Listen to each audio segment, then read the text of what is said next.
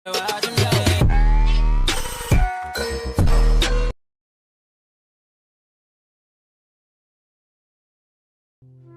गांव में टुनटुनी अपनी बेटी बबली चिड़िया के साथ रहती थी। टुनटुनी का अपनी बेटी के अलावा इस दुनिया में कोई भी नहीं था।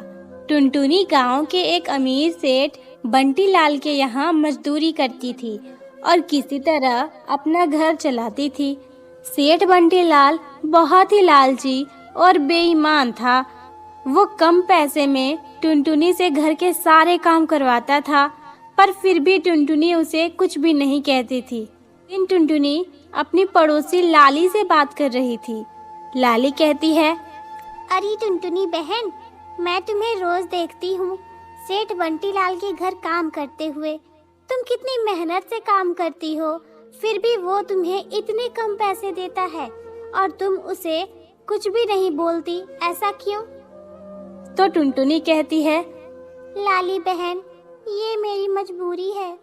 कुछ समय पहले मैं अपने खेत में खेती करती थी, पर मेरे पति बीमार हो गए थे। उनके इलाज के लिए मैंने सेठ जी से पैसे उधार लिए थे, पर मेरे पति भी नहीं बचे और सारे पैसे भी खत्म हो गए। इसलिए मैं अपना कर्ज चुकाने को सेठ के यहाँ काम करती हूँ। अच्छा लाली बहन, अब मैं चलती हूँ, देर हो गई तो सेठ खरी खोटी सुनाएगा।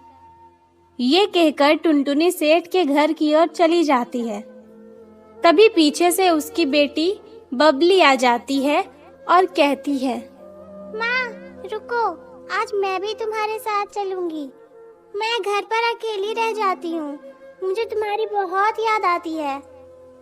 टुनटुनी कहती है, अच्छा ठीक है, चलो।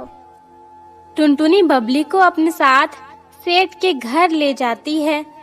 टुनटुनी जो भी काम करती, बबली चुपचाप उसे देखते रहती थी। तभी वहाँ सेठ आ जाता है। बबली को देखकर सेठ कहता है, अरे टुनटुनी, ये कौन है? तुम्हारी बेटी है क्या? टुनटुनी कहती है, हाँ सेठ जी, ये मेरी बेटी बबली है। घर पर अकेली रह जाती है, इसलिए आज मैं इसे अपने साथ ले आई।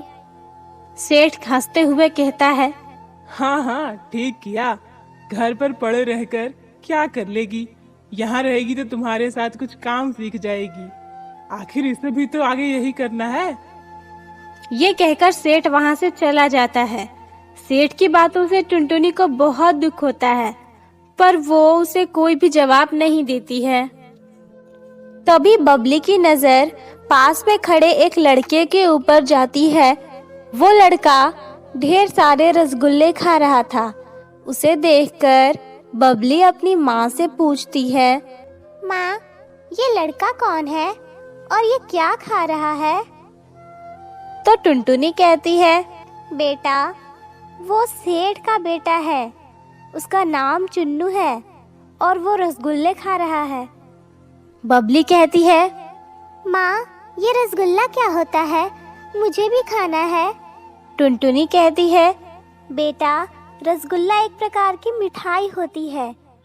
अगर आज मुझे पैसे मिलेंगे तो मैं तुम्हें रसगुल्ला जरूर खिलाऊंगी।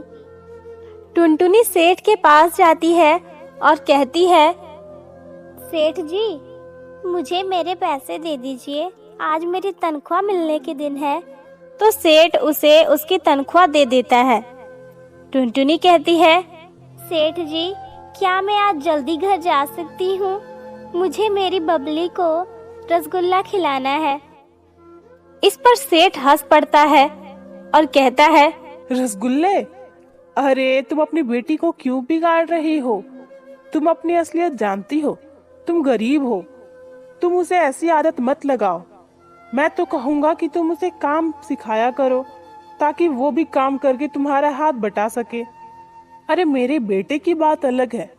वो तो मेरा बेटा है, अमीर है, वो जब चाहे जो चाहे खा सकता है। लेकिन तुम्हारी बेटी तो गरीब है ना, उसे ये सब आदत मत लगाओ। टुनटुनी को उसकी बात का बहुत बुरा लगता है, लेकिन वो सेठ को कुछ भी नहीं कहती है। सेठ कहता है, चलो ठीक है, तुम जाओ, घर जाओ, कल जल्दी आ जाना। टुनटुनी खुशी से घर जाती है और अपनी बेटी को मिठाई के दुकान पर ले जाती है और उसे रसगुल्ले खिलाती है। बबली कहती है, माँ, ये रसगुल्ले तो बड़े स्वादिष्ट होते हैं, मुझे ये बहुत पसंद आए। रसगुल्ले खाने के बाद टुनटुनी उसे अपने खेत पर ले जाती है, जो खेत बंजर था। उसे देखकर टुनटुनी को बहुत दुख होता है। तो बबली कहती है, माँ, ये किसका खेत है और ये बंजर क्यों है? हम यहाँ क्यों आए हैं? तो टुनटुनी कहती है, बेटा, ये हमारा ही खेत है। एक वक्त था जब हम और तुम्हारे पापा इसमें खेती करके अपना गुजारा करते थे, लेकिन फिर ये जमीन बंजर हो गई। तो बबली अपनी माँ से पूछती है, माँ, खेती कैसे किया जाता है? टुनटुनी कहती है, बेटा, तुम्हें जो भी फसल लगाना है, पहले उसके बीज बो दो और फिर उसमें पानी और खाद समय समय पर डालो और उसका ध्यान भी रखो, तो वो फसल जल्दी हो जाते हैं। इस पर बबली बड़ी नादानी से कहती है, माँ, क्या हम रसगुल्ले की खेती कर सकते हैं? तो टुनटुनी कहती है, नहीं बेटा, रसगुल्ले की खेती नहीं होती। बबली कहती है, क्यों नहीं हो सकती माँ? जब बाकी अनाजों के हो सकते हैं, तो फिर रसगुल्ले की खेती क्यों नहीं हो सकती? मुझे तो करनी है, मैं जरूर करूँगी। टुनटुनी कहती है, ठीक है बेटा, कल तुम रसगुल्ले ले आना और खेती कर लेना। अगले दिन टुनटुनी अपने काम पर चली जाती है और बबली दुकान से रसगुल्ले लेकर खेत पर जाती है और उन्हें बो देती है। फिर वो सोचती है, माँ ने तो कहा था कि हमें अपनी फसल का ध्यान रखना पड़ता है, तो इसलिए मैं यहीं बैठ जाती हूँ। जब तक ये फसल नहीं निकल जाते, मैं यहीं इसका इंतजार करूँगी।